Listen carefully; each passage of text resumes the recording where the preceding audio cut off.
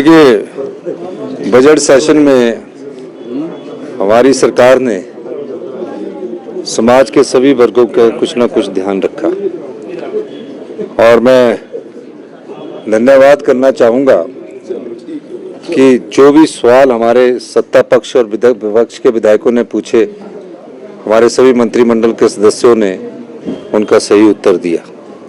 निश्चित रूप से 2-3 बिल बड़े महत्वपूर्ण हैं।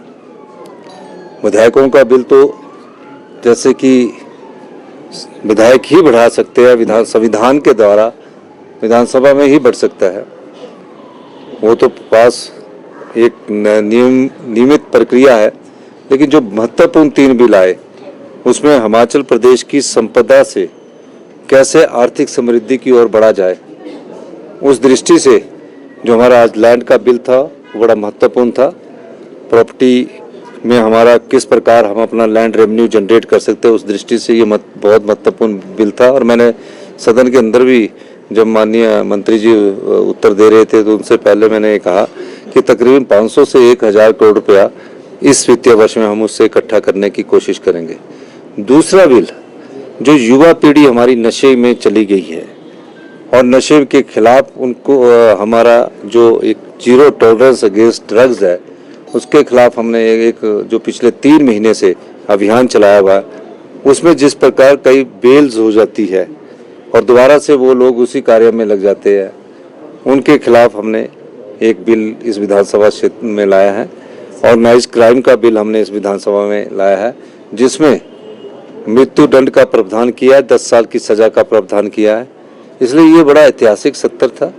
इस ऐतिहासिक सत्र में जो महत्वपूर्ण बदलाव हम बिल लेकर आए हैं, जो अभी एक्ट का रूप धारण करेंगे, उसके बाद आप देखना कि जो नशे के कारोबार में जो अभी 30% की कमी आई है, आने वाले समय में इसमें बहुत अधिक कमी आएगी।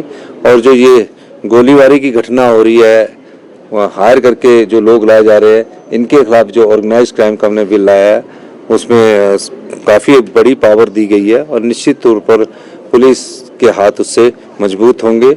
और जो इस प्रकार के धंधे में सम्मिलित लोग हैं, ड्रग्स की सप्लाई कर रहे हैं, ड्रग्स में बच्चों को डाल रहे हैं, उनके खिलाफ हमारी सरकार कटिबद्ध है कि हम सख्त से सख्त कार्रवाई करें। और बच्चों को कैसे रिहेबिलिटेशन में लाया जाए, जो नशे में पड़े हैं, उनके लिए भी हमारी सरकार ने इस विधानसभा सत्र में एक योजना लेकर आए हैं। देखिए, मान्यों के में 24-25% या इससे थोड़ी ज़्यादा हुई होगी।